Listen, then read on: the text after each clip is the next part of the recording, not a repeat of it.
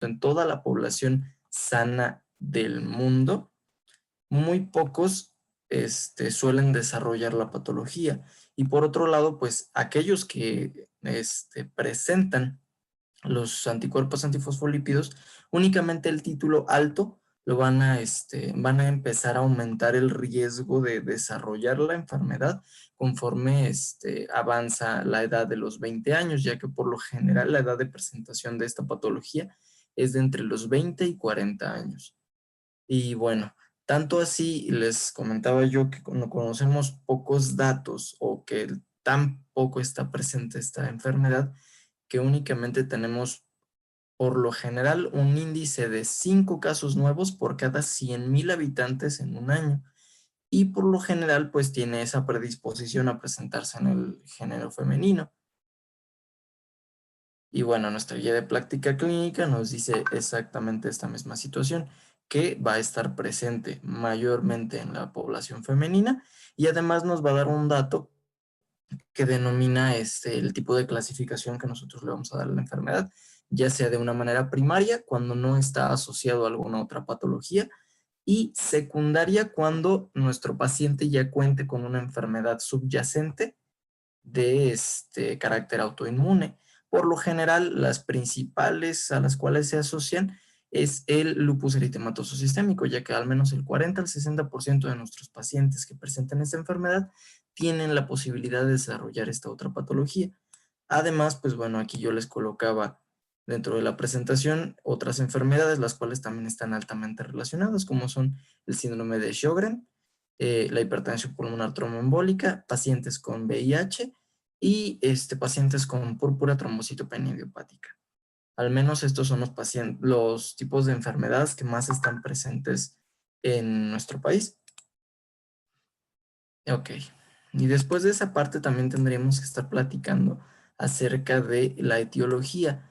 Por un lado, decimos que, bueno, no tenemos un dato específico de por qué se desarrolla esta enfermedad o por qué se presentan los autoanticuerpos antifosfolípidos. Sin embargo, como les mencionaba anteriormente, existe una alta relación con otro tipo de enfermedades, ya sea de carácter autoinmune, infecciosa, hematológica o neoplásica.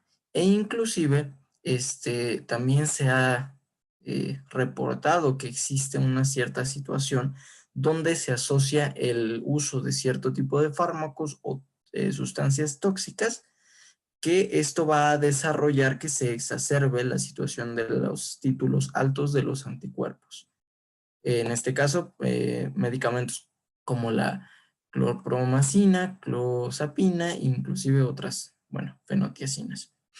Y aquí, bueno, les colocaba del otro lado de la diapositiva la parte de que si bien por un lado existe una alta incidencia en la asociación a otras enfermedades, la mayoría, o al menos la mitad, se va a presentar de manera primaria o idiopática, es decir, que no va a tener alguna relación con, con alguna otra enfermedad subyacente.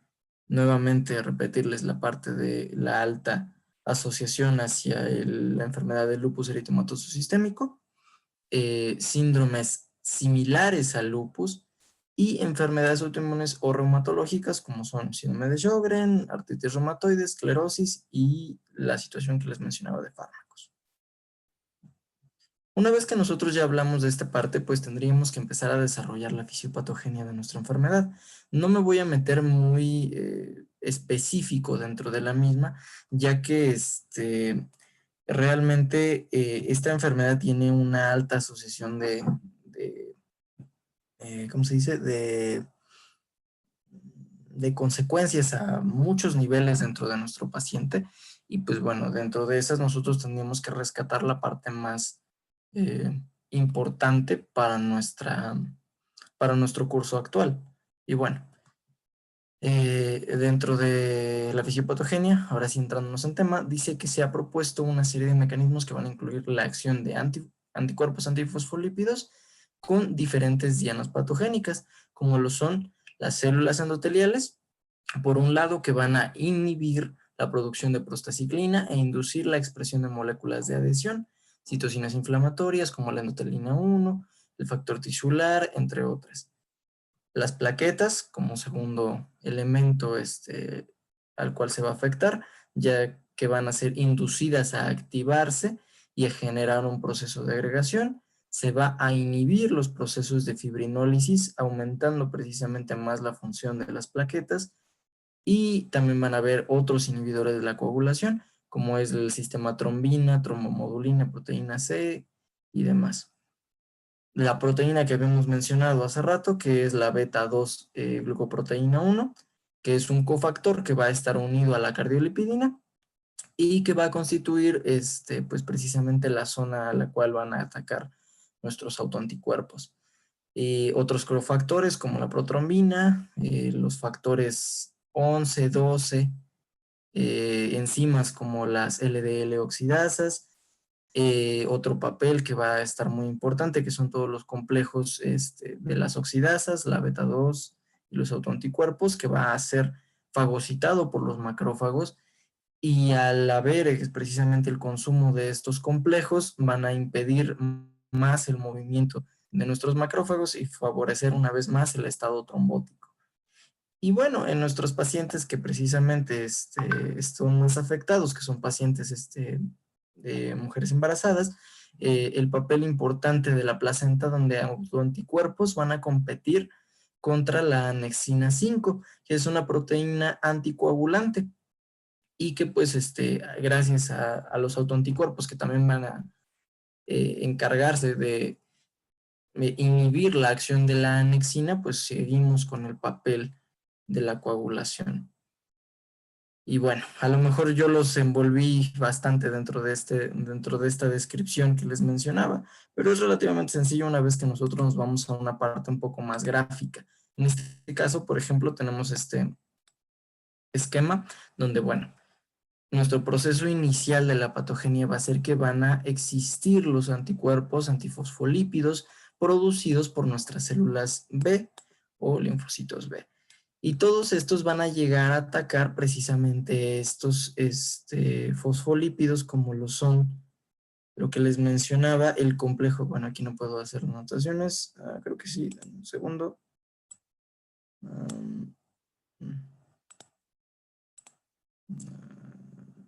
Ok.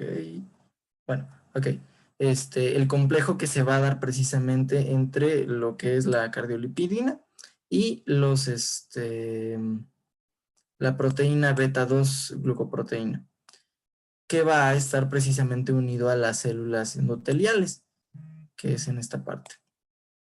Y como precisamente nuestros autoanticuerpos van a llegar hacia esta parte, van a funcionar como el epítope donde van a actuar estas situaciones que les comentaba.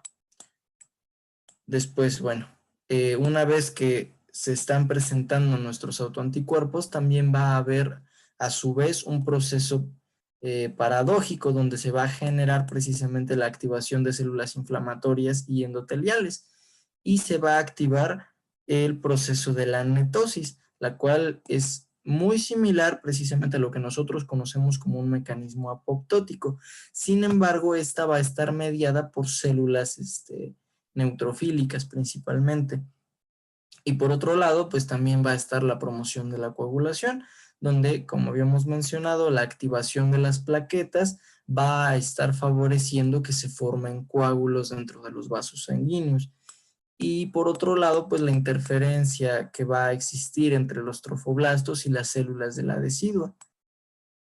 Y ya nada más para finalizar, pues hablando de que los ejemplos posibles de los cambios proinflamatorios y protrombóticos que se van a dar inducidos por toda esta presencia de los antifosfolípidos son precisamente que va a haber una activación del complemento, una activación de la S-lectina, el factor tisular, el factor de crecimiento vascular.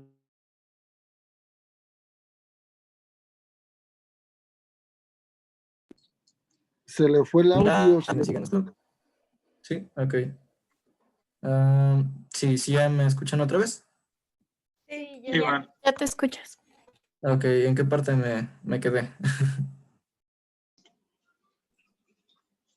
Bueno, repitiendo esto último que les mencionaba yo, que existe precisamente los ejemplos de los probables cambios que van a existir, que van a ser protrombóticos y proinflamatorios inducidos por los anticuerpos antifosfolípidos. Va a ser un aumento de la actividad de la vía del complemento, de la S-lectina, del factor tisular, el factor de crecimiento endotelial vascular, la presencia del mecanismo de la netosis, la expresión de glucoproteínas 2B y 3A, la disminución de todo lo que vendría siendo la actividad de las vías inhibidoras de factor tisular, la disminución de la actividad de la proteína C, una disminución de la fibrinólisis, un aumento de la actividad del complemento, una disminución de la proliferación y formación del sincitio. Esto ya es, bueno, precisamente en todo el proceso del adhesivo que mencionábamos, la disminución de la hormona gonadotrópica coriónica humana y el aumento de la apoptosis de los trofoblastos. Y bueno, todo esto pues nos va a conllevar precisamente a que exista inflamación, vasculopatía, trombosis y pues problemas o complicaciones a nivel del embarazo. Y pues toda esta sumatoria de situaciones que van a conllevar, pues es lo que nosotros vamos a conocer como un estado protrombótico y proinflamatorio. Por otro lado, pues bueno, mencionar que todo esto que mencionábamos, todo esto que les comenté precisamente, es el resultado de una interacción entre factores ambientales y genéticos que van a producir precisamente nuestro síndrome antifosfolípidos. Sin embargo, aún hoy en día los estudios más recientes no tienen como tal una explicación precisa sobre por qué es que se está desarrollando esta patología. Sabemos cómo se da, cómo es la historia natural de la enfermedad, pero no así cuál es el factor que condiciona el inicio de esta enfermedad. Y bueno, por otro lado, pues las situaciones que más se reportan es que existe precisamente una formación de autoanticuerpos antifosfolípidos, los cuales se clasifican en fosfolípidos de carga negativa, de carga neutra y hacia cofactores y otros antígenos, los cuales pues les coloco esta tabla precisamente para que no piensen que únicamente es un solo tipo de proteína o de fosfolípido, mejor dicho, la cual es atacada, sino que pueden ser una gran cantidad de ellas. Y todo esto que les mencionaba precisamente es lo que nos da un estado de hipercoagulabilidad. Todo esto, ¿cómo lo vamos a observar nosotros en nuestro paciente? Bueno, mediante nuestras manifestaciones clínicas, los cuales van a dividirse precisamente en situaciones de trombosis, situaciones obstétricas o fetales, hematológicas, neurológicas, renales, cutáneas, y otras. Nosotros, pues precisamente lo que tendríamos que, la que principalmente nos tendríamos que abocar, al menos para este curso, son todo lo que son fenómenos, los fenómenos de trombosis, donde principalmente destacamos a la trombosis venosa profunda. Y bueno, porque como les comento, realmente las manifestaciones pueden ser muchas y pueden ser a muchos niveles. Y bueno, dentro de esto que les mencionaba, la trombosis venosa profunda es una patología que se define como la formación de un coágulo de sangre dentro de un sistema venoso profundo, como su nombre lo indica, y que va a ocurrir con mayor frecuencia en los miembros inferiores. Sin embargo, esto no lo limita a encontrarse en esa parte, ya que puede estar presente en lugares como son los brazos, abdomen e inclusive órganos vitales como son los pulmones. Principalmente los síntomas que nosotros vamos a encontrar de estos va a ser dolor, edema, decoloración, ya que esta decoloración pues precisamente va a estarse debiendo a la falta de oxígeno que va a estar presente en el miembro que esté presente en nuestro trombo. El signo de Hohmann que va a ser sugestivo pero no diagnóstico, el edema unilateral con fovea, el cual también es importante, y que nos va a dar al menos el 70% de los casos un dato patognomónico de esta patología. Ahora, el signo de Homan no es ni más ni menos que nosotros tengamos a nuestro paciente recostado sobre la camilla y que al momento de hacer una extensión de lo que es el pie, sí, tendría que ser, bueno, es una flexión del pie, perdón, que genere dolor. Y así es como vamos a observar precisamente a nuestro paciente con donde dependiendo del nivel al cual esté presente nuestro trombo es que va a haber el nivel de afectación, ya que pues mientras más alto se encuentre, más estructuras van a ser afectadas por consecuente. Y bueno, por otro lado, también tenemos que precisamente otra herramienta diagnóstica que nos ayuda a definir esta patología es la tríada de Virchow, la cual va a estar asociando 3 procesos que son alteraciones en el flujo sanguíneo o éstasis, por ejemplo, cuando nuestro paciente se encuentra mucho tiempo recostado, mucho tiempo sentado y precisamente se mantiene en reposo.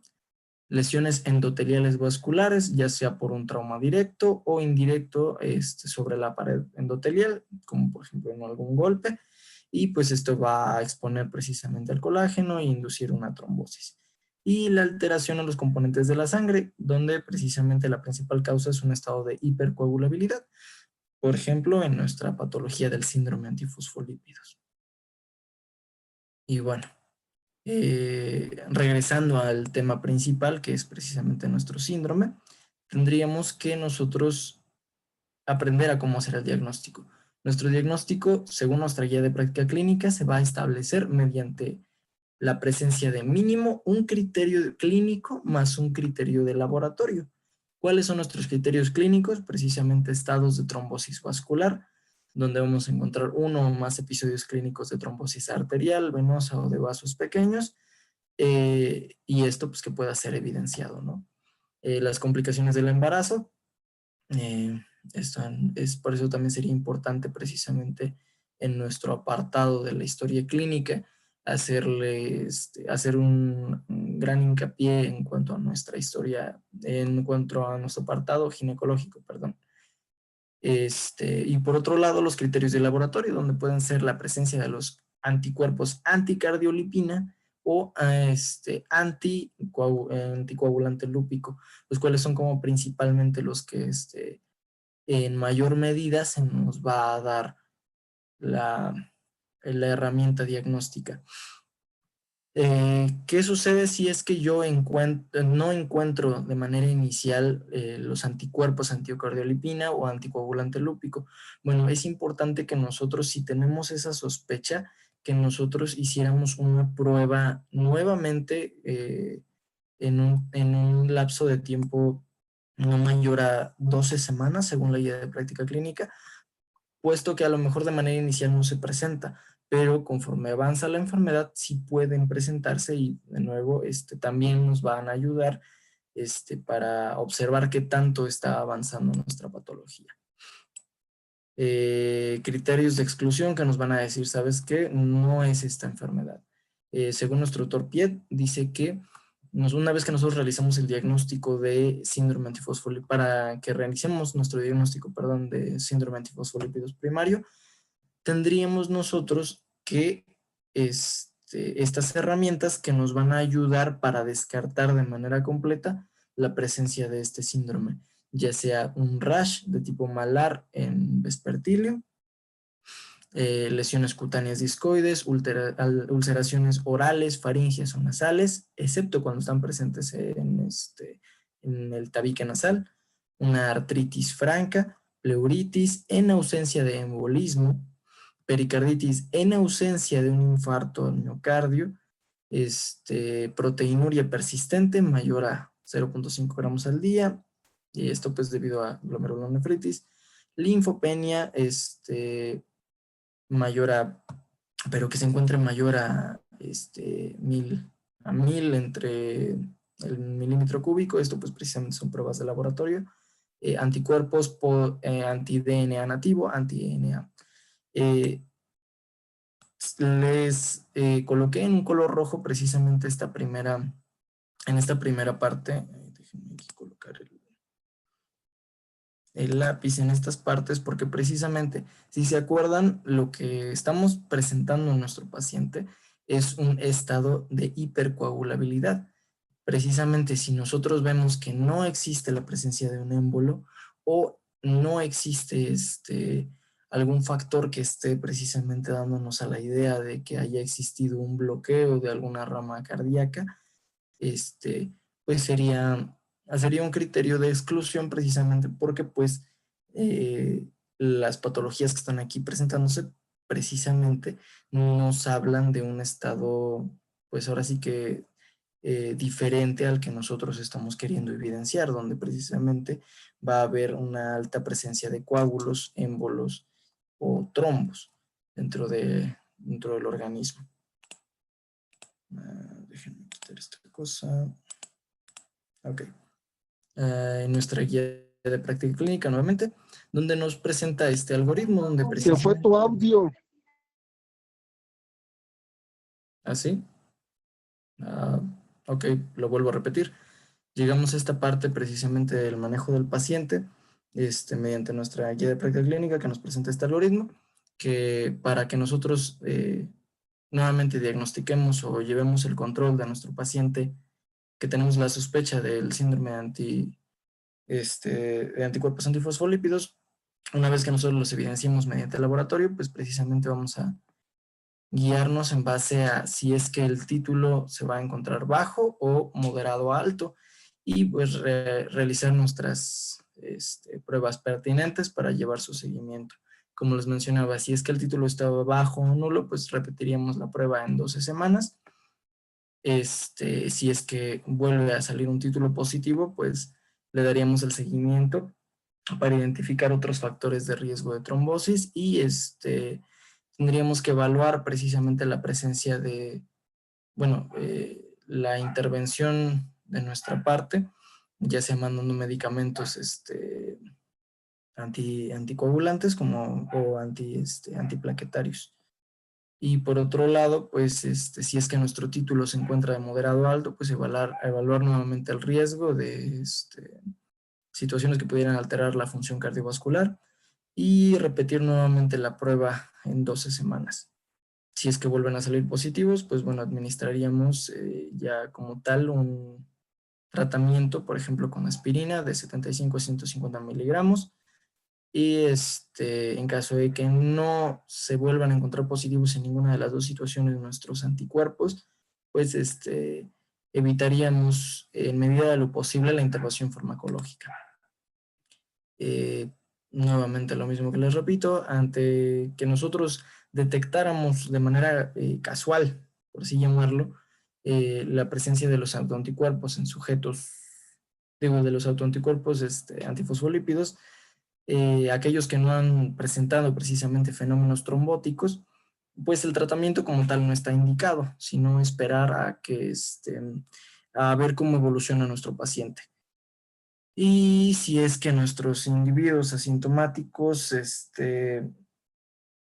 presentaron al menos un evento trombótico, pues que evaluáramos precisamente la administración de 75 a 100 miligramos al día de ácido acetilsalicílico. Y en nuestros pacientes embarazados, pues tendríamos la posibilidad de hasta administrar 150 miligramos de ácido acetilsalicílico. Y si es que, por ejemplo, se presentara nuestro autoanticuerpo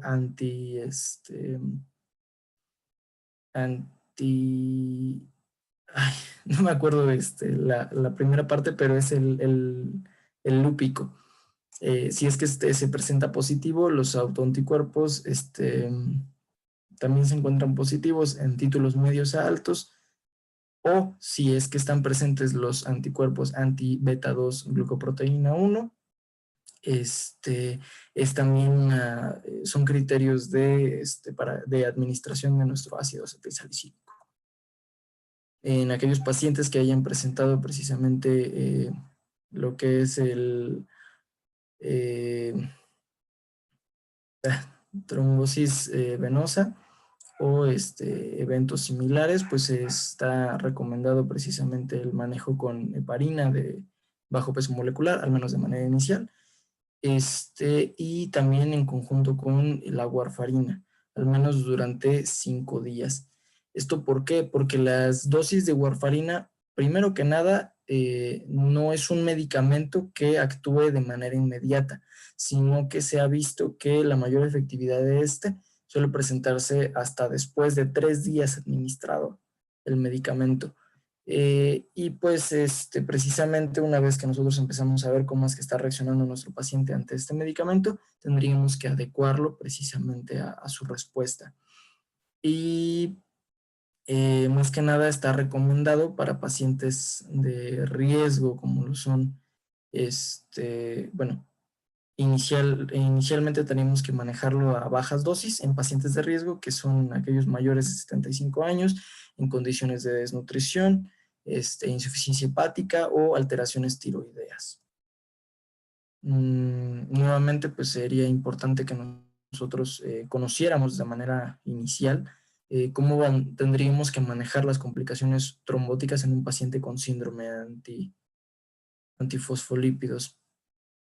Donde precisamente vamos a evaluar si es que existió algún evento de trombosis previa, evaluar el tipo de trombosis que se presentó, a la altura a la cual estuvo presente precisamente, y una vez que conozcamos esos datos, pues empezaríamos bueno, y si también existe algún otro cofactor, llámese alteraciones cardíacas, por ejemplo, para que nosotros iniciáramos nuestro tratamiento y manejo de la misma. Y si es que, bueno, nuestras medidas iniciales funcionan y después también evaluamos que nuestro paciente es alguien que de manera recurrente está generando estos episodios trombóticos, evaluar precisamente la presencia de la administración de medicamentos como la warfarina, ya que tienen una buena respuesta a plazos largos, a plazos de largo tiempo. Y pues sería todo de nuestra parte. No sé si existe alguna pregunta o pasamos a lo que sigue. No, al tema que sigue. Vamos. Con proyectos, por favor.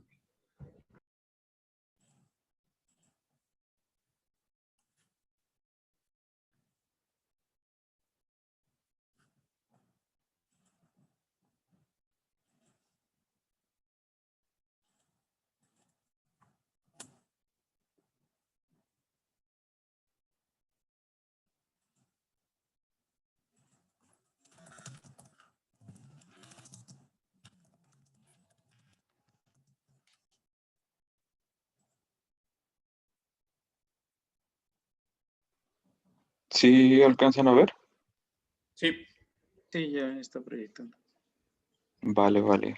Bueno, nosotros vamos a hablarles de otras vasculitis. Tenemos la poliarteritis nodosa. Bueno, la poliarteritis nodosa es una vasculitis necrosante. Esta va a afectar a múltiples órganos y en particular a arterias musculares, ya sean de calibre fino o también de calibre mediano. Como característica principal vamos a ver afectadas arterias renales y viscerales. Estas lesiones que nos va a causar esta patología son segmentarias y tienden a abarcar las ramas de las arterias que tienen bifurcaciones. Como dato importante, no afectan vénulas, capilares ni arteriolas. Tampoco los vasos de gran calibre como la aorta.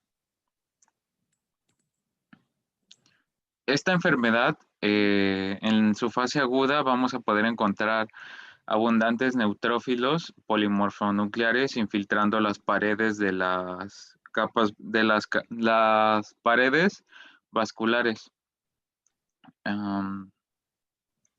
Como ya les había mencionado, este trastorno va a afectar a múltiples aparatos y sistemas. Principalmente va a afectar a aquellas arterias de tamaño medio.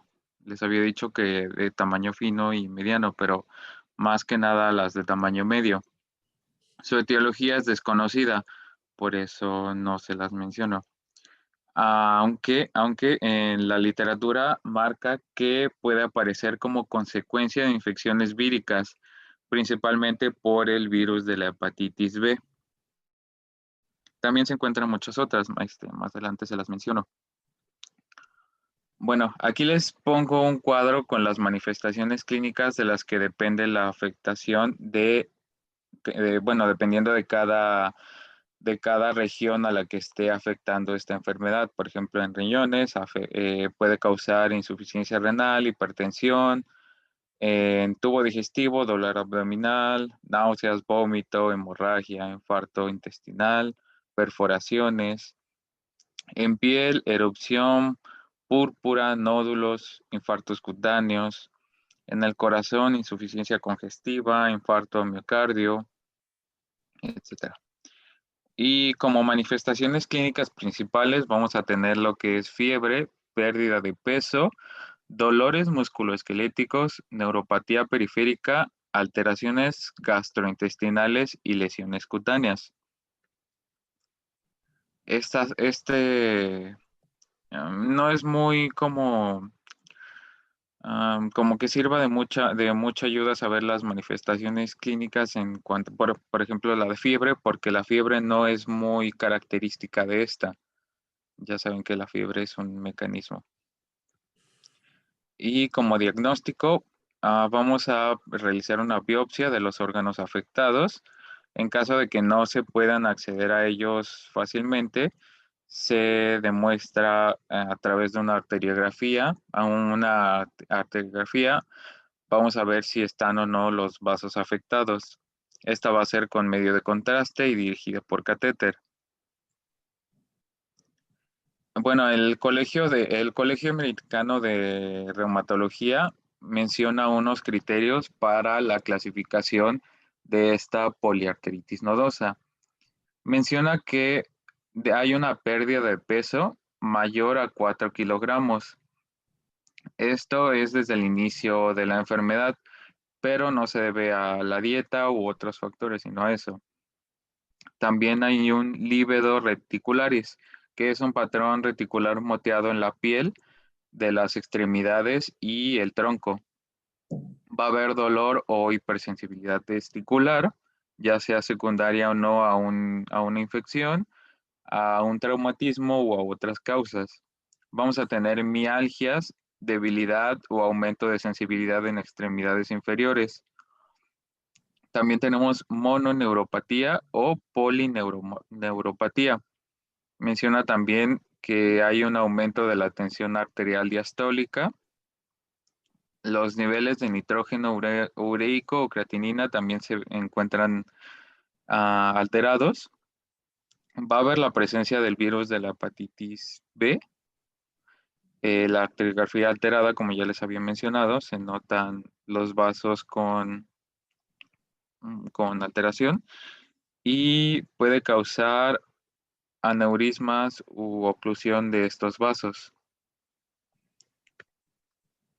Para el tratamiento, bueno, no hay un tratamiento como tal, ya que no hay cura para la enfermedad, pero el tratamiento se basa más que nada en la remisión de la enfermedad para mejorar la sobrevida y limitar la morbilidad, de manera que vamos a mantener la remisión de la enfermedad.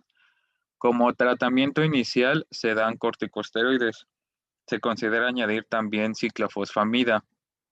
Bueno, la dosis de corticosteroides va de 0.5 a 1 miligramo en miligramos por kilogramo por día, con un máximo de 40 a 60. De ahí, bueno, en pacientes más graves con afección visceral, para inducir a la remisión, se aplica metilprednisolona de 500 a 1000 miligramos por día. Esto vía parenteral en solución glucosada al 5%, de 2 a 3 horas por 1 a 3 días consecutivos. Luego se va a cambiar a esquema vía oral. También vamos a usar la ciclofosfamida, como ya les había mencionado, de 1 a 2 miligramos por kilogramo por día, vía oral o vía intravenosa a 600 miligramos por metro cuadrado.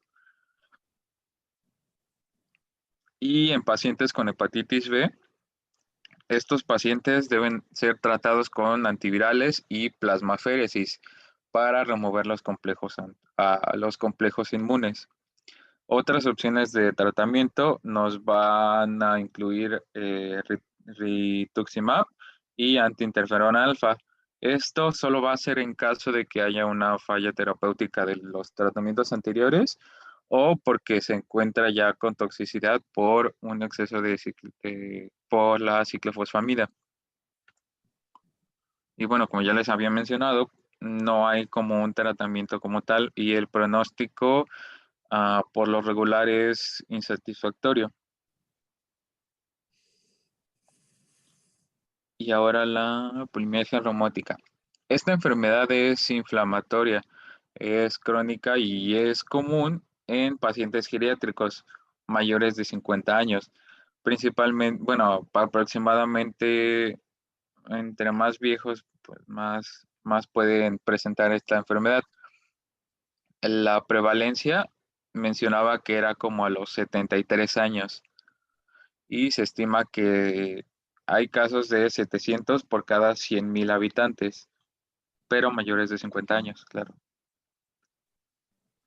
Como manifestaciones clínicas, principalmente tenemos dolor en la cintura escapular. Este dolor puede ser bilateral, con predominio nocturno y va a aumentar con el reposo. Se asocia más que nada a rigidez matinal. Nos va a ocasionar también una dificultad para realizar actividades cotidianas. Además, nos puede presentar síntomas constitucionales como son fatiga, malestar general, anorexia, pérdida de peso y fiebre. También nos va a causar una incapacidad del individuo para que éste pueda elevar de manera activa sus extremidades superiores, pero la movilidad pasiva es normal. O sea, ellos no pueden, no tienen la suficiente fuerza para elevar, bueno, les molesta y no pueden elevar las extremidades, pero si alguien le ayuda, puede realizar sus actividades. Adicionalmente a esto, podemos encontrar dolor en la palpación de los músculos sin tumefacción articular y también podemos encontrar sinovitis articular en 25% de los pacientes. Para el diagnóstico fundamentalmente es clínico. Se hace un examen físico, la historia clínica para distinguirlos de otras patologías. Mencionaba criterios clínicos con un puntaje. Por ejemplo, si hay rigidez matinal por más de 45 minutos se dan 2 puntos. Dolor o limitación de la cadera, 1 punto. Ausencia o afección articular, 1 punto. Y también tenemos criterios ultrasonográficos. Para estos criterios, bueno, también es importante que se tome en cuenta la edad, si hay dolor de hombros o no. Y bueno, con solo los criterios clínicos, si se tiene una puntuación mayor de 4, se podría dar una sensibilidad del 68% y una especificidad del 78% para diferenciar esta polimialgia reumática de otros trastornos. También tenemos estudios de imagen. Puede servirnos la resonancia magnética, donde podemos observar si hay bursitis subdeltoidea, subacromial y trocantérica, así como sinovitis. También tenemos una tomografía en caso de sospecha de neoplasia oculta o alguna vasculitis. En la biopsia sinovial podemos ver si hay o no sinovitis y también podemos realizar una biopsia de arteria temporal pero esto solo ante sospecha de artritis de células gigantes. Se me había olvidado mencionarlo, pero van de la mano, a veces van de la mano estas dos patologías. Y para el tratamiento, vamos a aplicar glucocorticoides en dosis bajas, ya sea prednisolona. Esta la vamos a poner de 15 a 20 miligramos por día. En dosis altas, solo si es necesaria. Como ya les había dicho, puede haber arteritis de células gigantes, entonces se usa en estos casos dosis altas. Glucocorticoides para mantenimiento, estos van a ser durante 2 a 4 semanas para reducir y se van a reducir de manera lenta. De ahí se van haciendo reducciones progresivas hasta la suspensión.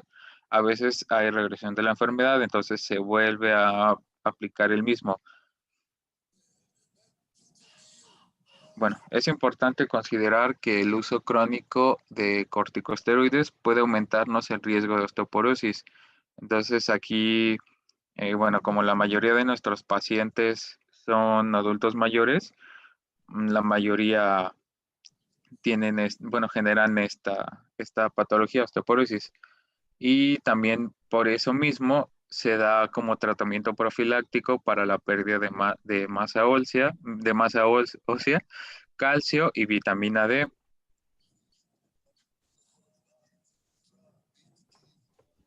Continuando con nuestra exposición, les hablaremos acerca de las miopatías. ¿Qué es una miopatía? Pues es una enfermedad del tejido muscular. Son problemas en el tono y la contracción de los músculos del esqueleto. Esos son los que controlan los movimientos voluntarios, ocasionando desde rigidez, que puede ser llamada miotonía, hasta la debilidad y con diferentes grados de severidad.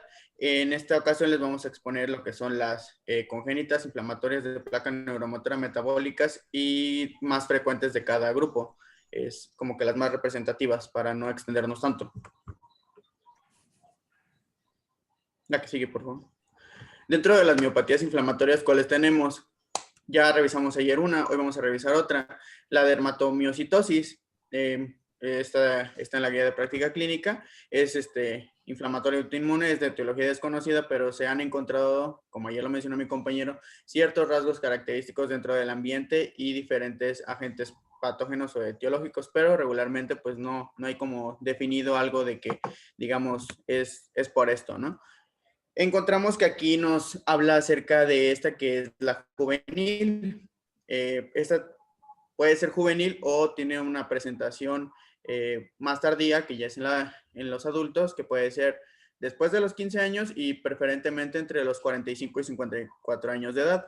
Es de predominio del sexo femenino y la presentación juvenil va a ser entre los 5 y 9 años y entre los 11 y 14 años. ¿Qué características tenemos? Pues la edad típica de presentación nos marca la guía de práctica clínica es en la infancia y en el adulto. ¿Va a haber rash? Sí, ahorita vamos a ver eso clínico. Hay de patrón de debilidad proximal distal. La creatinquinasa en los laboratorios va a estar elevada. Ahorita vamos a ver características de la biopsia. El infiltrado celular va a ser células TSD4, células 8, las células dendríticas, plasmocitoides y puede haber en esta silla respuesta de inmunosupresor. ¿Qué condiciones pueden asociarse a esta patología? Neoplasias, miocarditis, enfermedad pulmonar, intersticial, la famosa EPI, o la ETC, la enfermedad de tejido conectivo.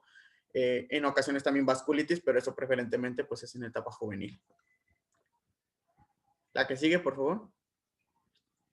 Les puse ahí juvenil, pero en realidad era mejor decir juvenil o adultez porque realmente presentan las mismas características, solamente que en diferente grado de edad. Vamos a tener debilidad. El signo de Gottron va a ser ciertas, unas pápulas y placas, son de tipo violáceas, las manos que están así, la pueden ver ahí en la imagen.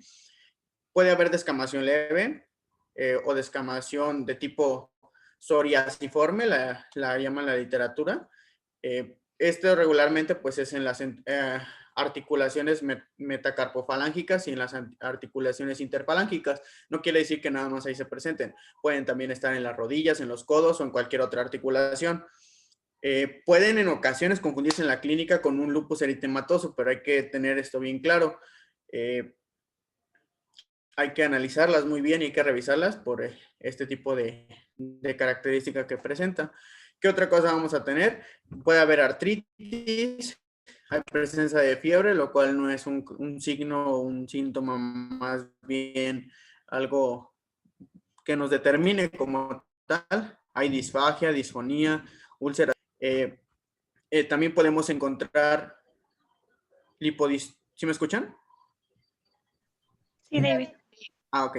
Es que me decía que Compañero, dale. es inestable. Ok. La lipodistrofia, pues ahí esa es una condición, generalmente se caracteriza en el tejido adiposo y es una, vamos a llamarlo así como una ausencia focal o general del tejido adiposo. Entonces, eso es lo que se va a encontrar. Y también algo muy importante que vamos a tener en la mayoría de las miopatías es el signo de Gowers. El signo de Gowers es una, ¿cómo se dice? Es un examen que nosotros le hacemos al paciente o regularmente lo podemos ver en cuanto llegan los pacientes al consultorio. Lo colocamos sobre una superficie y el paciente, ¿qué es lo que vamos a solicitar? Lo que se acueste o se siente sobre el piso y va a tratar de levantarse sin usar las manos. Cuando necesita apoyar ambas manos en el piso o las piernas para tomar impulso, haciendo como este movimiento y fuerza necesarios para alcanzar la bipedestación, entonces consideramos que nuestro signo de Gowers es positivo, así como ven en la imagen. O sea, lo colocamos sobre debajo y se va a tener que levantar y va a utilizar las manos para poder levantarse. Entonces, eso nos indica o nos dice que es un signo de una disminución de la fuerza de los músculos proximales de los miembros inferiores en un paciente, pues claramente con distrofia muscular. La que sigue, por favor. Va a haber engrosamiento, hiperkeratosis, y fisuras en las caras laterales y palmares de los dedos de las manos, que configuran las llamadas manos de mecánicos. ¿Sí han visto cómo tienen las manos los mecánicos, no? Entonces, hay que saber identificar muy bien todo eso. La que sigue, por favor. Bueno, esto ya como tal es del diagnóstico. Lo único, eso ya se lo presentaron el día de ayer, ya no nos vamos a detener. Lo único es que hay que identificarlo en la guía de práctica clínica. Del lado izquierdo tienen polimiositosis, que fue lo que vimos ayer, y del lado derecho dermatomiositosis. Ahí hacen una ligera diferencia porque por los signos o los criterios que estamos evaluando aquí. Es lo único que les voy a mencionar de Bohan y Peter. No nos vamos a detener ahí para no redundar. La que sigue, por favor. ¿Cómo vamos a tratar a nuestros pacientes? Pues bueno, de primera línea tenemos a los esteroides. Vamos a iniciar con prednisona en dosis de 1 miligramo por kilogramo en dosis única. Puede ser dividida también. Y vamos a evaluar la respuesta. La literatura nos manejaba de 6 semanas. Vamos a iniciar su reducción gradual. Normalmente dicen 6 semanas. Puede ser hasta 8 semanas, dependiendo de la literatura que ustedes consulten. Los esteroides son solos o combinados con metotrexato. Vamos a evaluar la eficacia a las 12 semanas cuando vayan acompañados.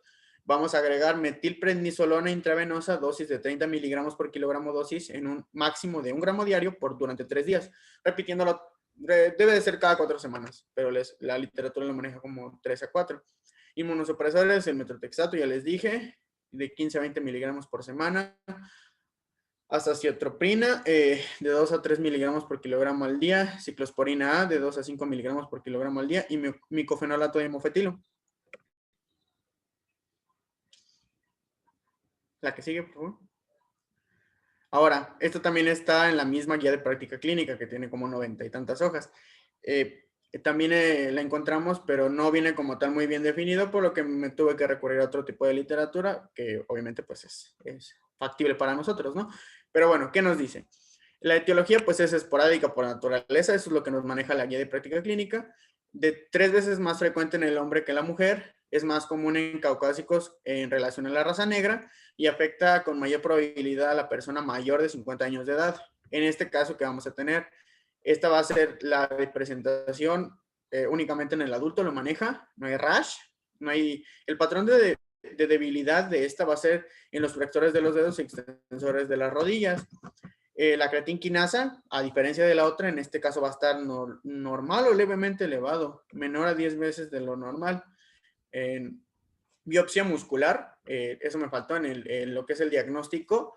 Vamos a utilizar, bueno, ayer lo mencionó también mi compañero, pero no está de más, que vamos a utilizar la biopsia muscular para poder hacer el diagnóstico, ¿no? Y que vamos a observar bajo las bordeadas inflamación endomicial. ¿Cuál va a ser el infiltrado celular que vamos a tener? Las células TCD8, macrófagos, células dendríticas mieloides. En este no hay respuesta a inmunosupresores y las condiciones asociadas pues, son enfermedades autoinmunes, cualquiera de las que hemos visto anteriormente. La que sigue, por favor.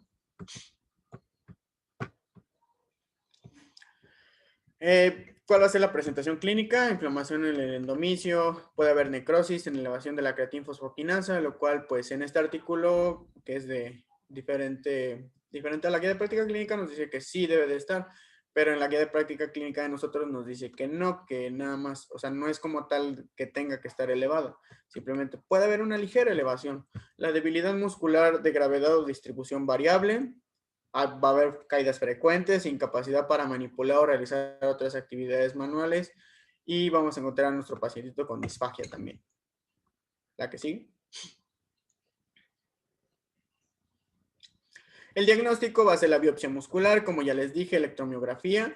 Esta no tenía como tal, como algo marcado, como que fuera necesaria la electromiografía, simplemente con la biopsia podemos delimitar dependiendo del patrón celular que vayamos a buscar. Y también, bueno, el dosaje de creatinfosfoquinasa. Entonces, la electromiografía y el dosaje pasan a segundo plano. De primer plano, pues la biopsia muscular y nuestra clínica como tal. ¿Vale?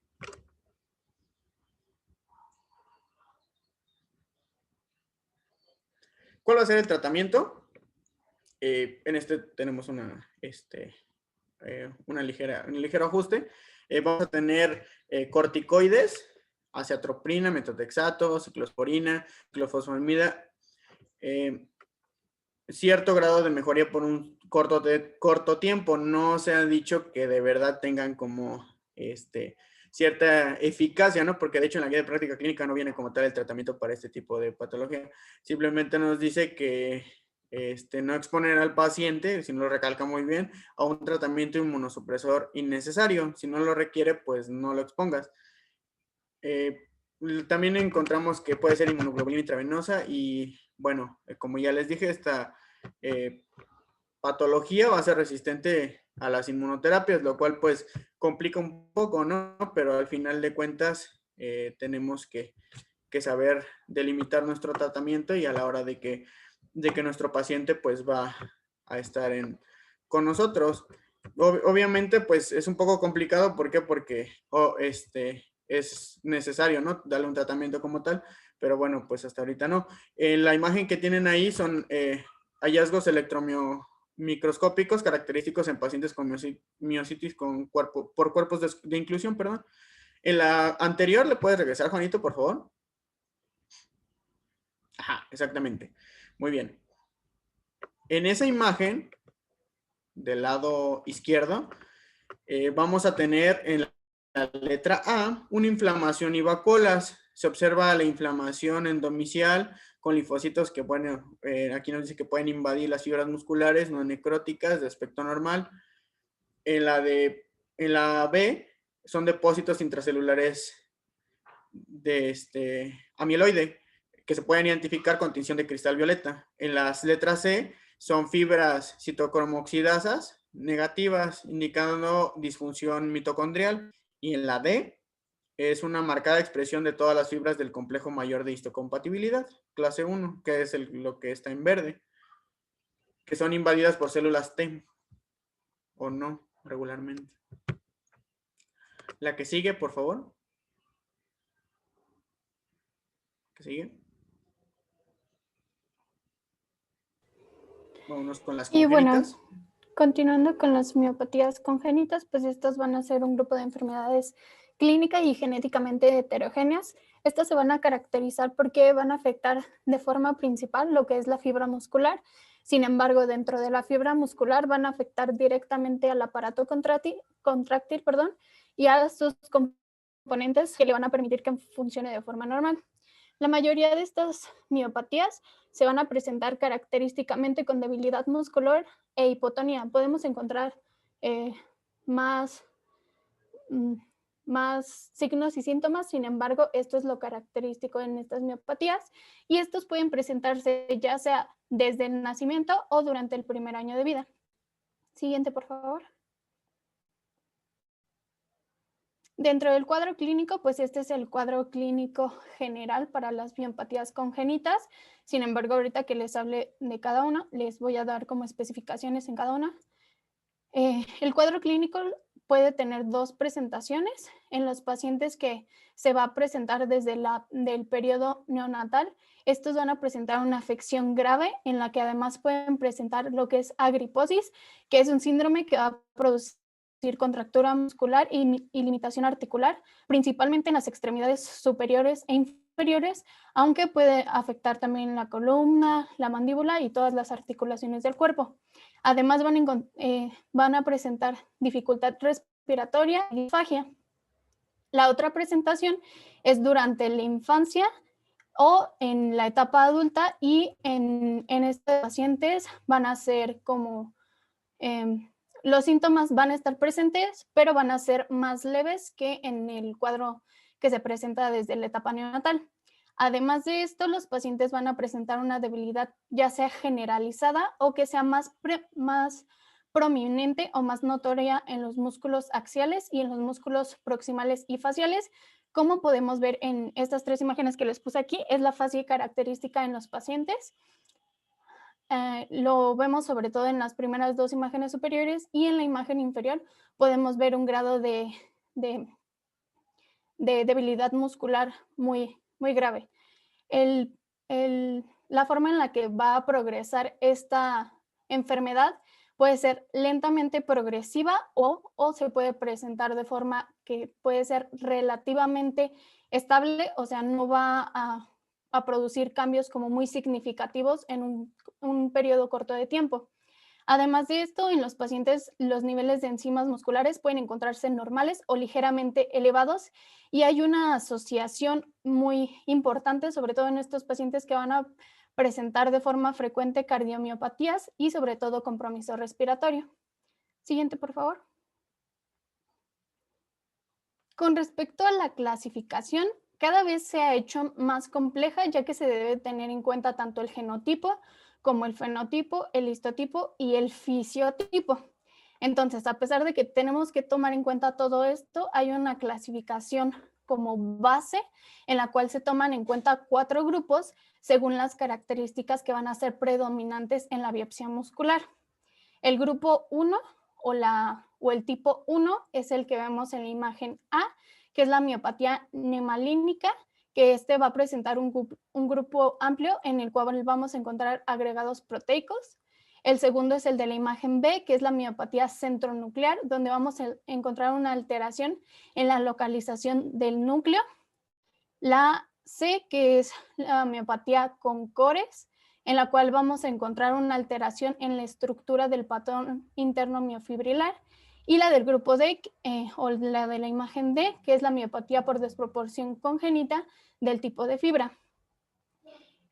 Es importante que nosotros determinemos el tipo de mutación, o el gen que es responsable de estos tipos de patrones. Sin embargo, actualmente se ha encontrado que entre un 40 a 50% de los pacientes que presenten este tipo de patologías no ha sido posible detectar este gen o esta mutación que es responsable.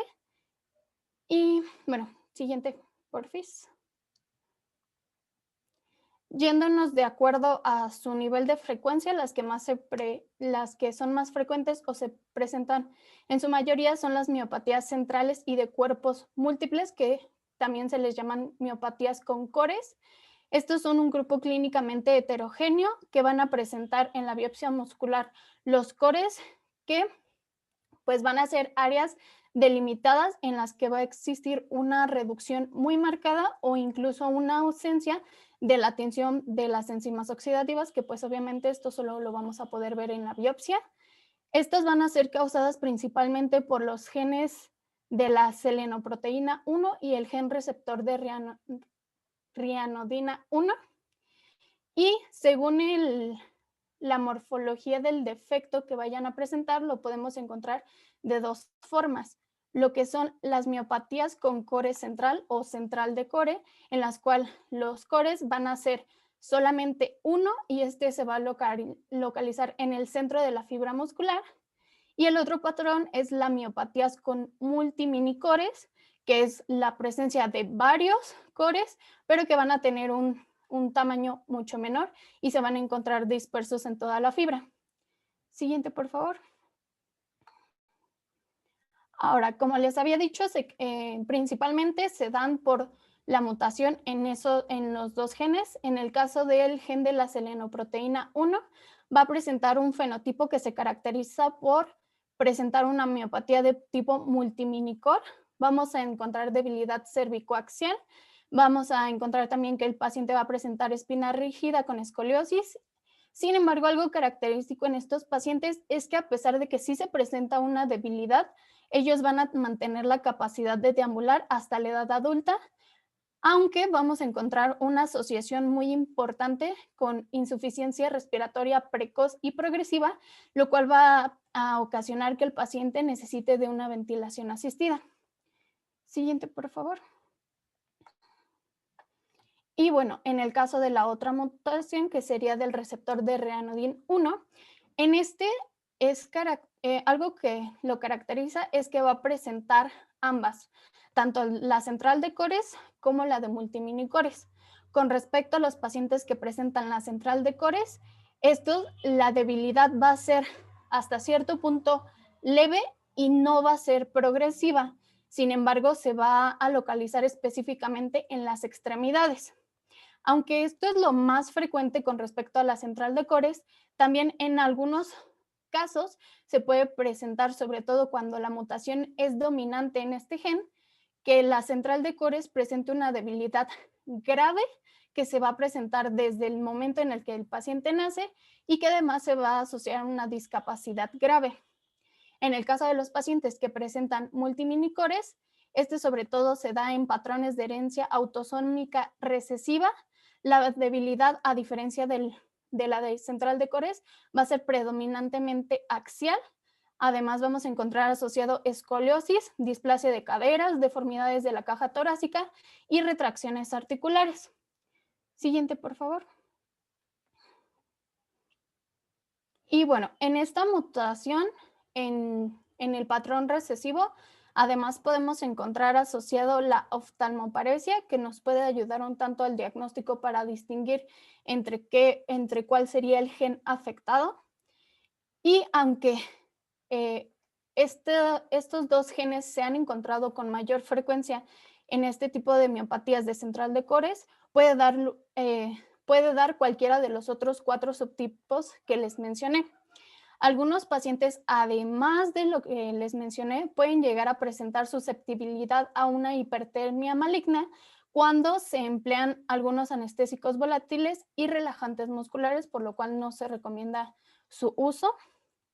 Y aunque el gen de la selenoproteína 1 y el del receptor de la reanodina 1 son los más frecuentes, hay otros genes que también producen este tipo de miopatías, sobre todo la central de core, como lo es el gen de la miosina 7, que aunque se asocia también a otras miopatías, y algunos otros genes, dentro de ellos el de la titina. Siguiente, por favor. Y bueno, la segunda más frecuente es la miopatía centronuclear, en la cual vamos a encontrar núcleos centrales en más del 25% de las fibras musculares. Esto es lo característico en la biopsia que nos va a hacer irnos hacia un diagnóstico de este tipo de miopatía.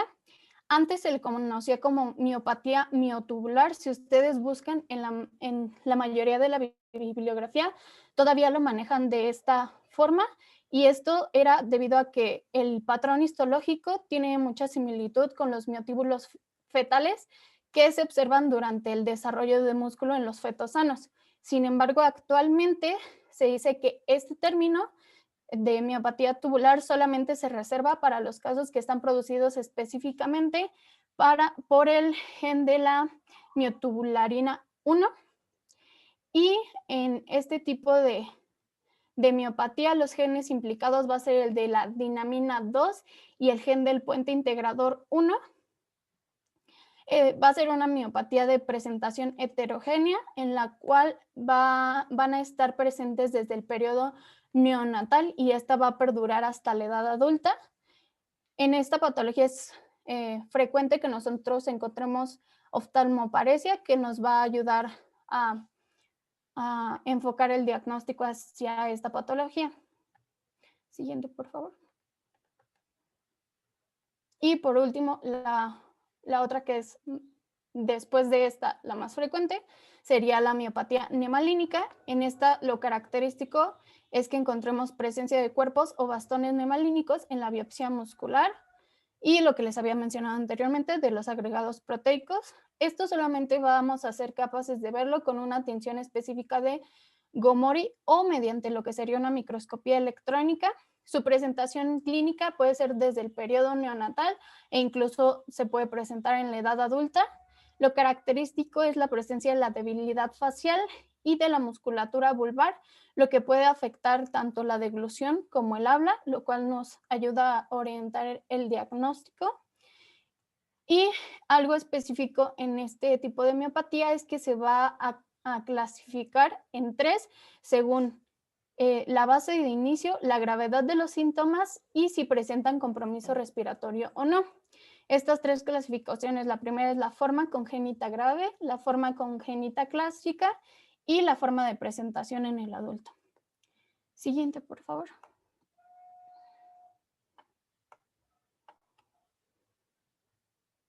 Y bueno, con respecto al diagnóstico, pues para que nosotros diagnostiquemos que es una miopatía congénita, va a ser fundamentalmente clínico y ya para nosotros distinguir el subtipo al que pertenece, pues ya sería de acuerdo a los hallazgos histopatológicos. Y tenemos que tomar en cuenta que en algunos casos la resonancia magnética nos puede ayudar para encontrar los diferentes patrones. Y sobre todo es frecuente que nosotros encontremos una superposición de los fenotipos histopatológicos, o sea, hace que no encontremos solo un tipo de miopatía, sino que encontremos varias. Esto está debido a que, aunque yo les mencioné genes específicos en cada una, diferentes mutaciones en un mismo gen pueden dar diferentes miopatías o diferentes mutaciones en diferentes genes pueden dar la misma. Entonces, es un poco complejo y por eso la clasificación actualmente se ha hecho muy extensa, pero como les decía, la clasificación de base pues son estas 4 que les di. Y en estos pacientes se tiene que dar un trabajo coordinado para el diagnóstico, en la cual hay que integrar entre lo clínico, lo radiológico, incluso acción de genetistas, biólogos, bioinformáticos y pues los patólogos, lo que pues ayudaría a integrar un poco mejor el diagnóstico y haciéndolo un poco más específico. Siguiente, por favor. Y bueno, como tal, no existe un tratamiento curativo para ninguna de las formas, por lo cual se recomienda que se establezca un plan específico de seguimiento en el cual nuestro objetivo debe ser garantizar mejorar la calidad de vida del paciente hasta donde sea posible y que se incluyan cuidados de rehabilitación tanto cardíacos, respiratorios como deglutorios, que es lo que les decía, que dependiendo a veces de algún tipo de miopatía se van a especificar un poquito más el tipo de complicación, sobre todo en los pacientes que presentan mutaciones en los genes de la miotubularina 1 y el gen de la selenoproteína 1. Hay que darle seguimiento respiratorio, ya que pues sobre todo en ellos se va a caracterizar las complicaciones respiratorias. En los pacientes de la miosina 7 y de la tropomiosina 2. Hay que dar un específico seguimiento cardíaco.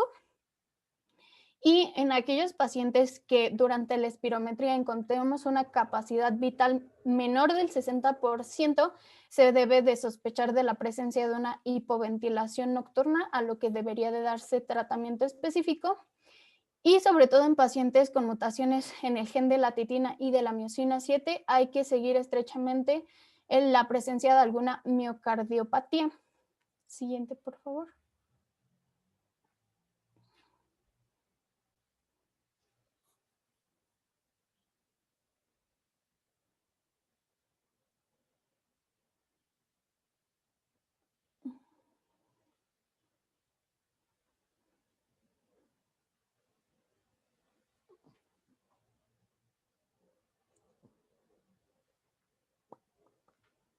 Para el paciente. Entonces a las 10 Se fue tu audio. Ya. A las 10:30. En los pacientes en los que se necesita llevar a cabo un control radiológico, hay que tomar en cuenta que se les necesita hacer tanto ecocardiograma como electrocardiograma. Y en los pacientes que presenten retracciones articulares o escoliosis, hay que considerar el tratamiento conservador o quirúrgico según sea el caso. Como les decía, hay que tomar en cuenta también la fisioterapia para ayudar a una mejor función articular. Y también se les debe de dar un soporte de apoyo psicológico y de terapia ocupacional a los pacientes, tanto como a los pacientes como a los familiares, para ayudarles a afrontar de una mejor forma la enfermedad. Y en aquellos pacientes en estos pacientes es frecuente que también encontremos afecciones a nivel de la placa neuromotora, por lo cual también se puede emplear el uso de anticolinesteráticos y el salbutamol según sea necesario. Y aunque les había comentado que no hay un tratamiento curativo en general, yo encontré que recientemente se han estado haciendo estudios en los cuales se encontraron en animales resultados positivos para dar terapia génica, o sea, específicamente en el gen afectado, lo cual en los estudios se ha encontrado que hay una mejora con respecto al aumento en la fuerza de las extremidades y una mejor movilidad global. Todavía no se ha llegado al punto de tener resultados en pacientes como tal, pero pues esto se ha reportado. El último reporte que yo encontré fue en 2018, por lo cual decían que pues la importancia de establecer aún más un diagnóstico con respecto específicamente al tipo de gen o el tipo de mutación que lo está causando, ya que pues en algún futuro se espera que haya terapia génica específica para pues llegar hasta cierto punto a curar la enfermedad. Y siguiente, por favor.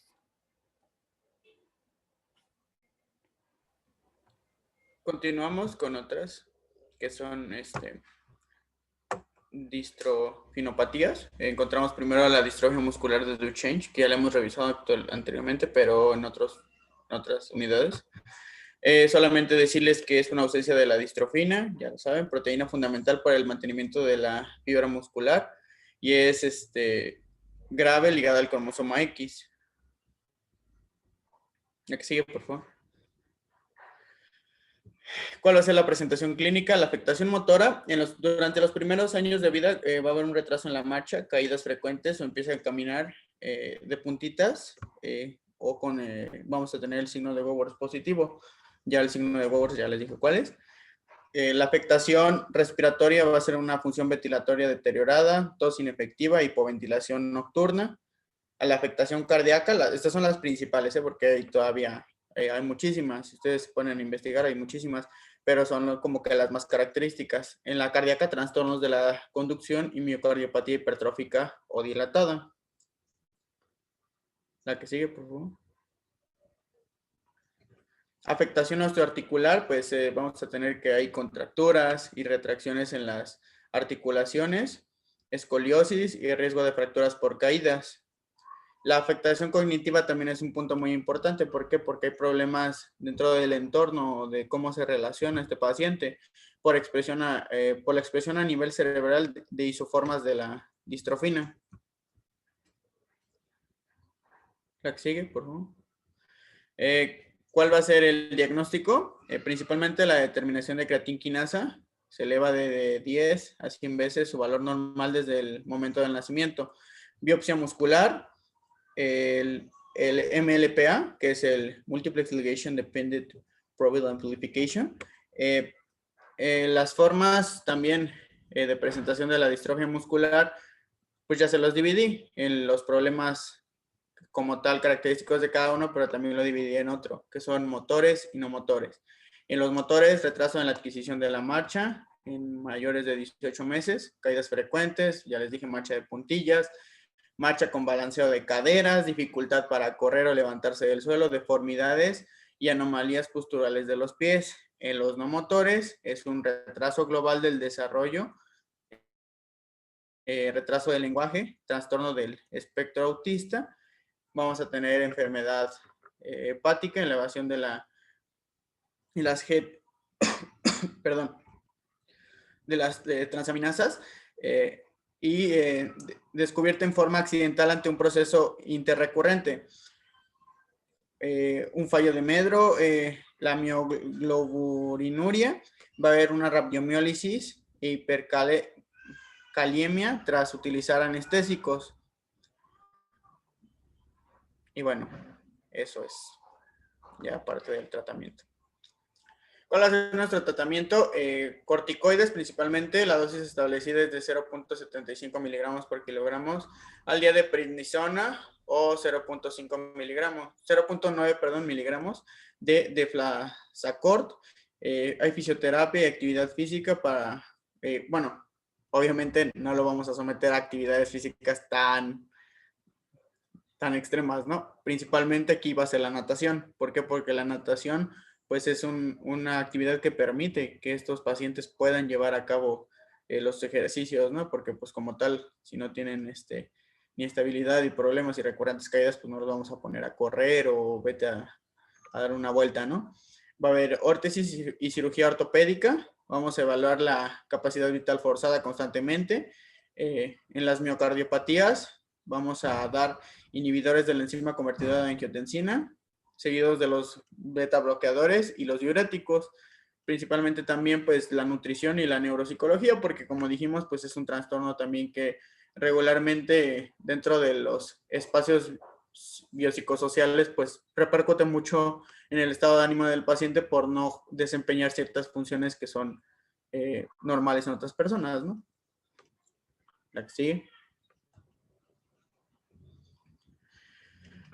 En la enfermedad de Steiner o distrofia miotónica tipo 1, que es otra de esta clasificación, la etiología pues es autosómica dominante, producida por la expresión de tripletes de CTG en la región no codificante del gen de MPK, suena muy cañón, ¿no? Proteína sinasa de la distrofia miotónica. Es una enfermedad multisistémica con alteración de prácticamente todos los órganos y tejidos. Si ustedes se ponen a investigar, pues se van a dar cuenta que el manejo, pues en realidad es multidisciplinario, solamente que pues aquí lo enfocamos a lo que nos compete, ¿no? Variabilidad fenotípica, pues es muy amplia. La que sigue, por favor. Dentro de como les dije, va a ser multidisciplinario, pero lo que nos corresponde a nosotros es qué va a haber aquí en estas situaciones: debilidad, que afectan músculos del cuello, de la cara, de la masticación, deglución y fonación, limitaciones para caminar, miotonía, mialgias, fatiga, va a haber un déficit intelectual y trastornos del sueño también. Esos dos últimos no son particularmente de esta patología, pero sí mencionaba que cierto porcentaje de pacientes, estamos hablando de un 30-35%, presentaba estos dos últimos. ¿La que sigue? El diagnóstico, ¿cuál va a ser? La ligera elevación de la creatinquinasa, la electromiografía. Vamos a hacerle también pruebas genéticas, el número de repeticiones del triplete. Y bueno, vamos a realizar, bueno, se hace la escala de Mears, es Muscular Impairment Rating Scale y la Medical Research Council. Son dos diferentes. La que sigue, por favor. La primera, la que les dije, la Mears, así ¿cómo se dice? se abrevia, vamos a tener que esta es una escala validada para conocer el grado de debilidad muscular.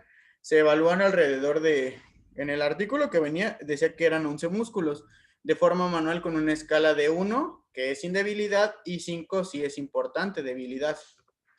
Ahí maneja unos grupos musculares. Obviamente en esta que encontré, es para evaluar como tal el grado. Ya como tal lo vamos a dividir en A, B, C, D, F, G, hasta de la A hasta la J. Los primeros son los flexores del cuello, la B son los abductores del hombro bilateral, la C los flexores del codo bilateral, la D extensores de la muñeca bilateral, la E los flexores de los dedos bilateral y flexores de la cadera, también va a ser bilateral, extensión de la rodilla bilateral, flexores de la rodilla bilateral, dorsiflexores del tobillo bilateral y flexión plantar del tobillo bilateral. La otra va a evaluar, la MRC, va a evaluar las contracciones. Bueno, en esta vamos a tener una clasificación que es 1 como mínima contracción muscular visible sin movimiento. Disculpen la calidad, pero es que venía en otro documento y bueno, al pasarla pues se movió un poco. En la número 2 es escasa con movimiento limitado a la gravedad. Eliminado, perdón, la gravedad. La 3 es regular, un movimiento parcial solo contra la gravedad. La 3 es regular, más el movimiento completo solo contra gravedad. La 4 es buena, movimiento contra gravedad y resistencia mínima. O buena, movimiento completo contra gravedad y resistencia moderada. La 4, la vuelvo a mencionar, es la buena, más movimiento completo contra gravedad y fuerte resistencia. En la 5 hay normal, el movimiento completo contra la resistencia total. ¿Aquí sigue? ¿Qué es lo que le damos a nuestros pacientes en este caso?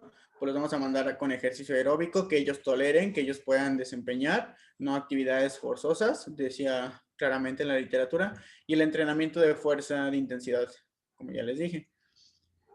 Para la miotonía vamos a dar mexiletina a dosis de 100 a 200 miligramos de 3 veces al día, o fenitoína, carbamazepina, clomipramina, imipramina, esos son antidepresivos, imipritilina, nifedipino, flecainidina, acetalosamina y taurina. Para las mialgias vamos a recetar principalmente pregabalina, dosis bajas, de 50 a 75 miligramos al día. Para la fatiga, modafinilo,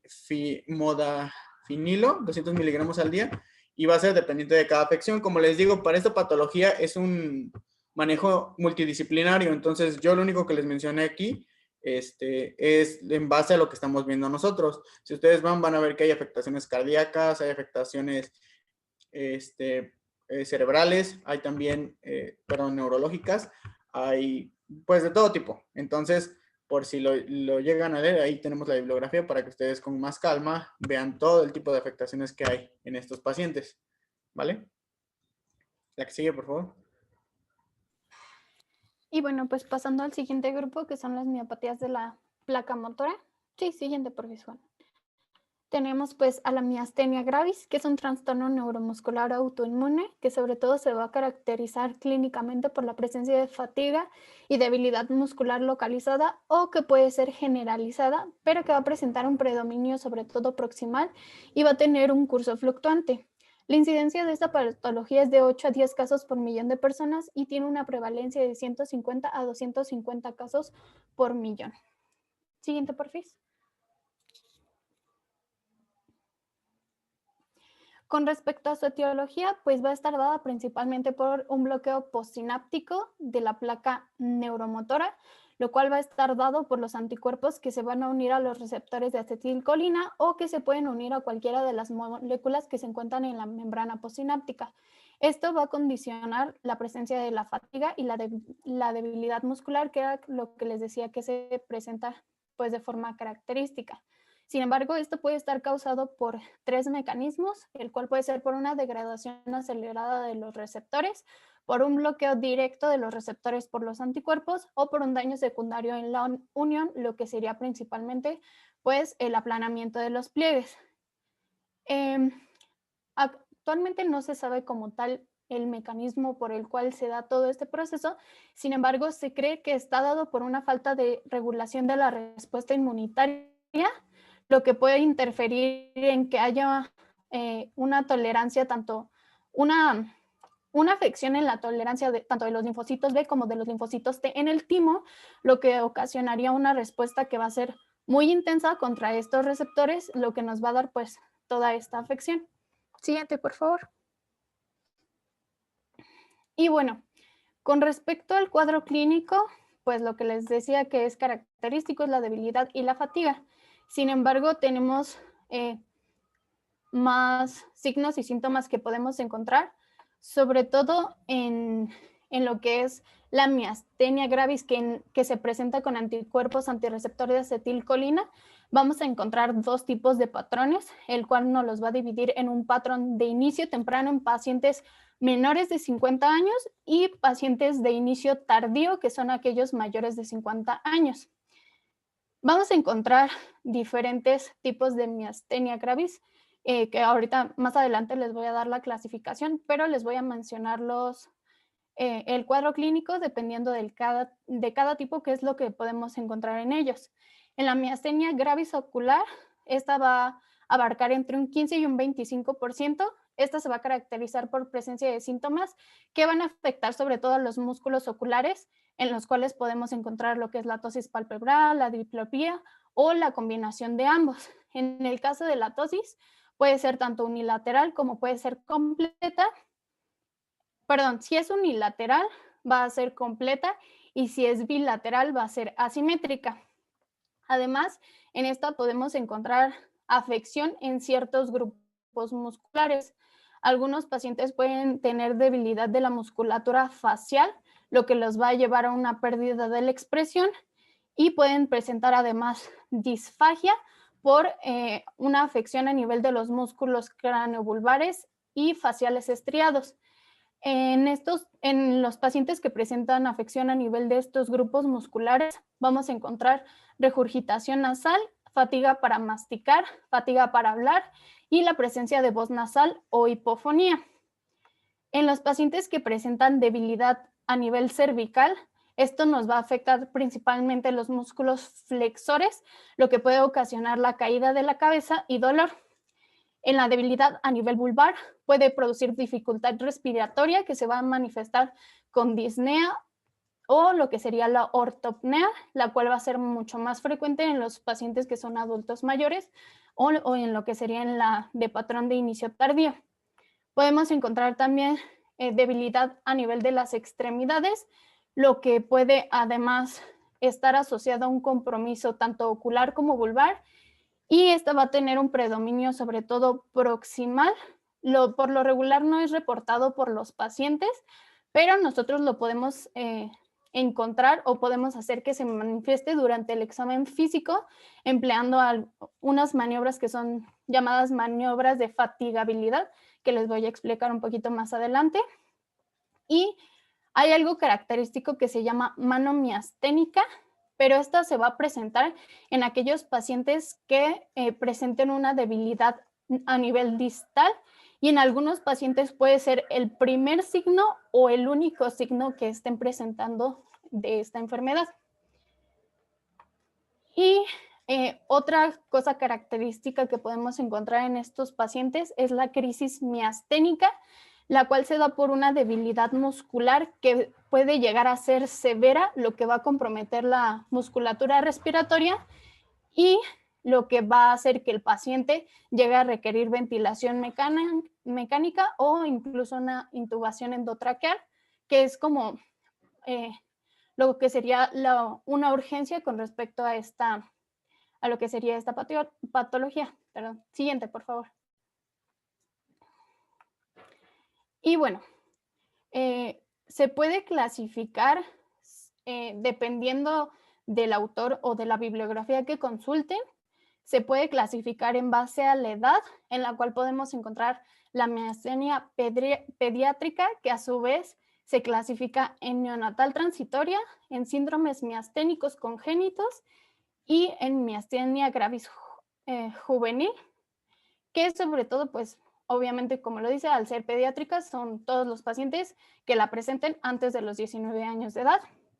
Y en adultos vamos a tener en cuenta tanto la edad como el mecanismo autoinmune. Con esto nos referimos al tipo de anticuerpo que esté presente y el estado del timo. ¿Por qué el timo? Porque, como les decía, se cree que es por una alteración a nivel de la producción de anticuerpos en el timo. Y además de esto, tenemos una clasificación específica, que es la clasificación de Osterman, en la cual nos ayuda sobre todo a determinar clínicamente qué tipo de miastenia es la que se está presentando. Con respecto a, según el tipo de anticuerpo que estemos encontrando y la edad de inicio, podemos encontrar la miastenia gravis de inicio temprano. Aquí el tipo de anticuerpo va a ser contra el receptor de acetilcolina, y sobre todo la edad de inicio pues es antes de los 50 años de edad, y el timo frecuentemente va a presentar hiperplasia.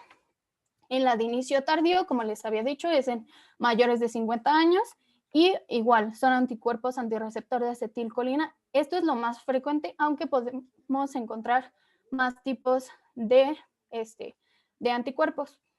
Y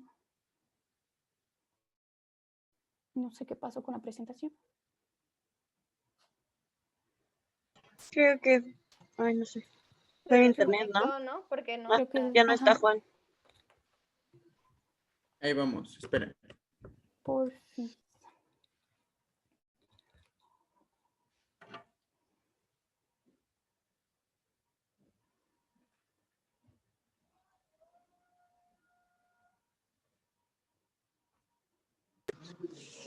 Doctores, nos vemos mañana a las 9 de la mañana y seguimos con tu clase para que Ok. resuelvan ese problema. De favor, dudas, preguntas mañana. Sí, Doc. Sí, Doc. ¿Ok? Nos Gracias. vemos mañana a 9 de la mañana, por favor. Vale. Que estén bien. Igualmente. Gracias. Gracias, Doc, igualmente. Sí, Doc, gracias.